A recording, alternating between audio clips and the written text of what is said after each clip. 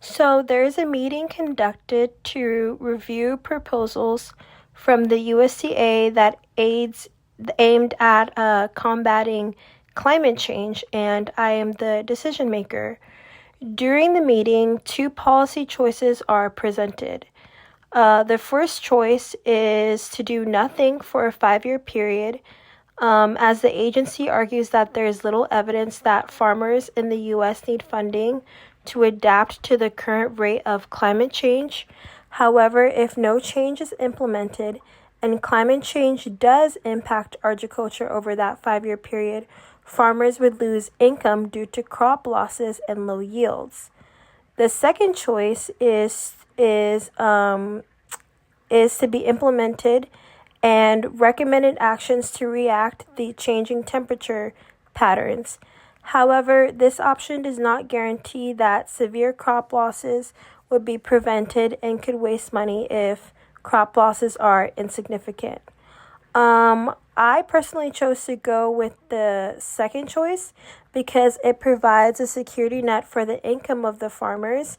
And I do believe that farmers play a critical role in our economy and food supply. So providing aid through programs to help potential agricultural losses is important. This second choice then provides farmers with a grant and includes irrigation systems that will benefit farmers even if their precipitation does not change. However, there is an uncertainty about the grant's initial plan for addressing temperature shifts. Because of this, two new ideas are then brought up. The first idea would be to fund adjustment of planting times to climate change and administrate free weather monitoring equipment. The plan will also provide financial loss offsets for planting seasons. The second option would be funding collaborations for farmers and researchers to genetically modify crops adapted to climate change. With the second options, the farmers are a little bit hesitant because they believe that the sale of GMOs may decline. Their produce being GMOs may decline the sale of their products.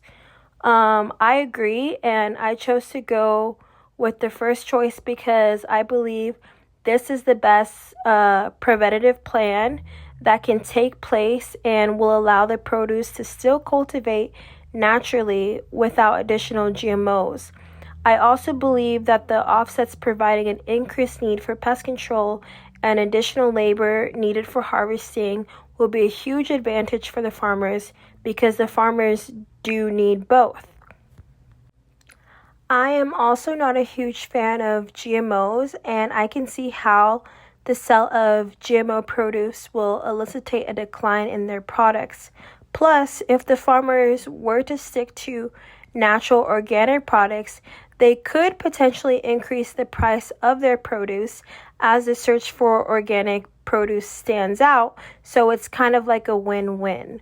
And with implementing the first choice, farmers gain equipment, financial loss offsets, and do not compromise the integrity of their produce.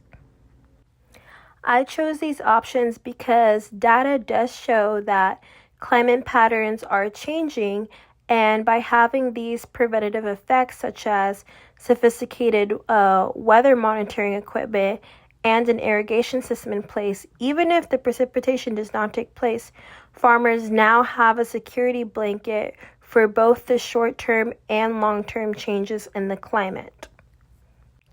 Also, in Chapter 11 of the textbook, they go over the climate change effects. In this, we learned that the concentration of carbon dioxide in the atmosphere is increasing, and this has led to a rise of global warming. So, while the USDA says that there is little evidence that farmers need new funding to adapt to the current rate of climate change, the data suggests otherwise because the CO2 in the atmosphere is actually increasing the concentration by 0.5% per year. So We also see global warming affecting other areas of the world, such as the Arctic sea ice decreasing and the rise of temperature levels. Because of this, I think it's safe to say that agricultural crops in farmlands will or already be facing the effects of global warming if other areas in the world are having drastic, dire effects.